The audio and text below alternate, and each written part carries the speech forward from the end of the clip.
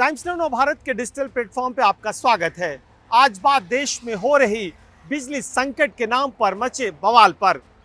करीब देश के आधा दर्जन मुख्यमंत्रियों ने प्रधानमंत्री को चिट्ठी लिखा और कहा कि उनके यहाँ आने वाले समय में 4 से 5 दिन की कोयले का स्टॉक बचा है, यानी ज़्यादातर पावर प्लांट बंद हो जाएंगे और भारी संकट यानी भारी पावर कट से गुजरना पड़ेगा। बात अगर दिल्ली की कर लेते तो दिल्ली के मुख्यमंत्री ने इसको लेकर बाजाबता एक प्रेस कॉन्फ्रेंस किया और कहा कि मात्र 4 दिन का स्टॉक बचने की वजह से दिल्ली में बिजली का भारी संकट हो सकता है। ऐसे में रविवार को आनन फानन में केंद्रीय ऊर्जा मंत्री आर.के. सिंह ने अपने घर पर बैठक बुलाई। बैठक में तमाम दिल्ली की डिस्ट्रीब्यूशन कंपनियां और दूसरे अधिकारी शामिल रहे। उसके बाद उन्होंने बहुत साफ कहा कि शायद मुख्यमंत्री प्रधानमंत्री को चिट्ठी लिखने से पहले उनसे पूछ लेते। उन्होंने आश्वासन दिलाया कि ना बिजली का संकट है और जितनी भी ज़रूरत होगी उनसे बिजली दी जाएगी, यानी उनके पास रिजर्व में बिजली है। और उन्होंने दादरी प्लांट को जिक्र किया और कहा कि 1000 मेगावाट का प्लांट उनके पास रेडी पड़ा, अगर ज़रूरत पड़ा तो वहाँ से बिजली सप्लाई होगी। हालांकि सवाल उठता है कि आखिर ये संकट की शुरुआत कहाँ से हुई। दिल्ली के बाहरी इलाके बवाना में एक गैस का प्लांट है जिसे गेल सप्लाई करती है। गेल ने उन डिस्ट्रीब्यूशन कंपनियों को लिखा कि 10 से 12 दिन के बाद उनका कॉन्ट्रैक्ट खत्म हो जाएगा और इसके बाद वो गैस सप्लाई करने में सक्षम नहीं हुए। नतीजा टाटा पावर लिमिटेड, जो कि दिल्ली की डिस्ट्रीब्यूशन कंपनी है, उन्होंने अपने कंज्यूमर्स को एक संदेश भेजा और कहा कि 3 से 4 दिनों के बाद हम लोड सेटिंग यानी पावर कट कर सकते हैं। इसके बाद पूरा बवाल मचा। आज के बैठक में 2 अधिकारी शामिल थे और आर.के. सिंह ने उन्हें डांट लगाई, बहुत साफ कहा मीडिया के आगे और कहा कि इस तरह के कोई संदेश भेजने की जरूरत नहीं है, हम सप्लाई देंगे। लेकिन सवाल उठता है कि आखिर जो 4 दिन का स्टॉक यानी 4 दिन का कोयला बचा है, इसके पीछे का क्या तर्क है, थोड़ी सी समझने की जरूरत है। मामला थोड़ा टेक्निकल है, लेकिन अगर आप समझेंगे तो मामला बहुत साफ हो जाएगा।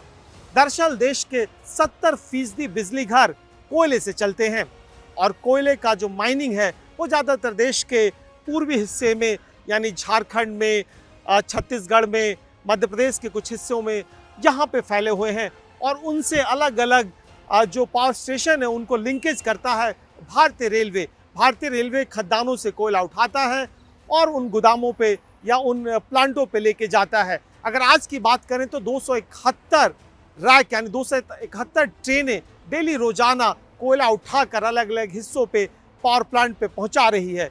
4 दिन का स्टॉक का मतलब ये हुआ कि 4 दिन का स्टॉक रिजर्व है, यानी कि अगर अगले 4 दिन तक सप्लाई किसी भी पावर प्लांट पे नहीं होती है तो वहाँ ये संकट आ सकता है। लेकिन अगर आज की बात करें तो रोजाना जितना कोयले की खपत है उतना कोयला उपलब्ध हो जा रहा है, तो 4 दिन का बफर स्टॉक यानी 4 दिन की जमा पूंजी आपके पास बनी हुई है। लेकिन कभी ज़माने में ऑफ सीजन में ये 15 से 17 दिन का हुआ करता था।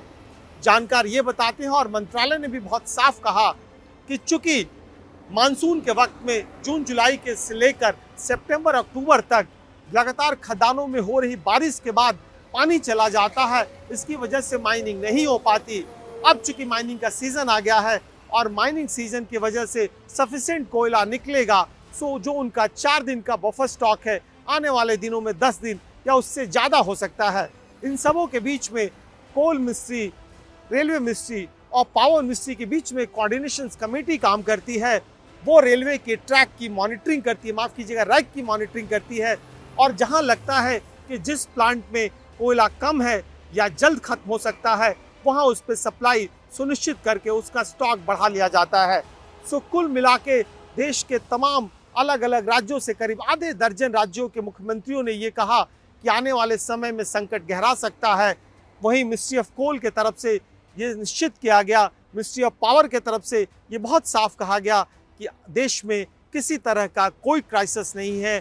अपना कोल और पावर प्लांट के बीच में सप्लाई चेन बिल्कुल साफ तरीके से चल रहा है और उन्होंने आश्वासन दिलाया कि बात सही है कि पिछले साल की तुलना में 20% बिजली खपत ज़्यादा है और सौभाग्य योजना के तहत से देश के करीब 2 करोड़ 72 लाख घरों में बिजली के कनेक्शंस मुहैया कराए गए हैं। वहाँ पे अलग अलग उपकरण के माध्यम से लोग बिजली की खपत कर रहे हैं, इसलिए मांग वाकई बढ़ी है। इसके साथ ही जो इंपोर्ट किया जाता था कोयला, वो बिल्कुल बंद कर दिया गया है, यानी जो देश का पैसा बाहर जाता है उसे रोकने की कोशिश की गई है। तो इन तमाम संकटों और इन तमाम उपायों के बीच में जो अपॉर्चुनिटी आई है उसे आप फायदे के तौर पे देखें, न कि संकट के तौर पे। सो ये रही पूरी कोल की कहानी, पावर क्राइसिस की कहानी, और इन सबों के बीच में लगातार आश्वासन कि देश में बिजली का संकट नहीं आएगा।